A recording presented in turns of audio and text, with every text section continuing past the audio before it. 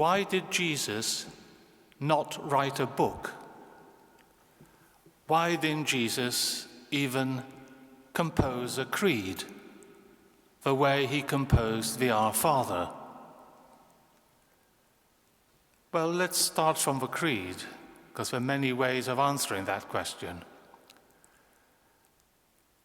The creed we say on Sundays, that of Nicaea, Constantinople, is familiar. But there's another creed, an important creed, known as the Apostles' Creed, the ancient baptismal creed of the Church of Rome. And it was thought that its 12 propositions, each of them had been composed by one of the apostles, beginning with St. Peter's contribution, I believe in God.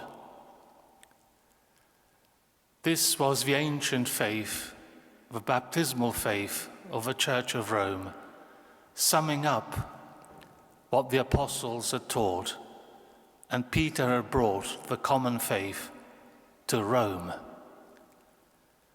And in the Middle Ages, in churches, and you still see some surviving in England, in the Middle Ages, there would have been a screen, for example, in front of the altar, and painted on it might well have been the 12 apostles, each of them with a scroll in his hand, with a part of the Apostles' Creed he'd composed, beginning with Peter, Credo in Deum, I believe in God. Painted on screens, painted on windows, sculpted in front of churches, the Apostles' Creed, the summary of their faith, and preeminent among it, that of Peter. The rock of which Jesus speaks of and transformed Simon into Peter, the rock, is impersonal. It's a thing, it's an object, as is a chair. And the rock image became transformed into that of the chair, the throne, the cathedra, which each diocesan bishop has, successors of the apostles, and the Bishop of Rome has, successor of St. Peter. The chair, like the rock, is an object. It indicates something objective, we might say, something revealed, as Jesus tells Simon. No human intelligence alone could ever arrive at composing the creed, our faith. It had to be raised, elevated, given as revelation. But a chair is designed to be occupied. That's what makes it a chair.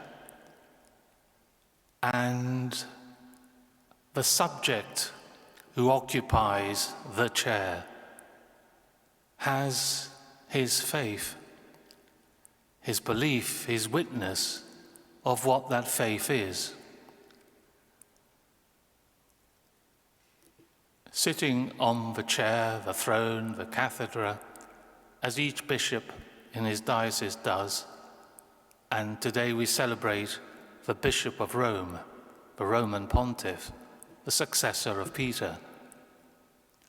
Simultaneously, they receive from God, objectively, the faith, the creed they proclaim. Yet each of them, each of the successors of Peter, has also to witness in a living personal, individual way to that faith.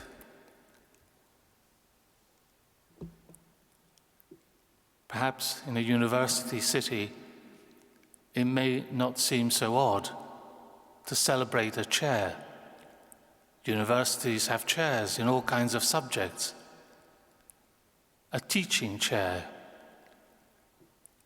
But what we celebrate today is something based on what no human intelligence could ever arrive at by itself. It's a huge gift, lived out constantly, stably, reliably, occasionally infallibly by the successors of Peter and beginning with Peter.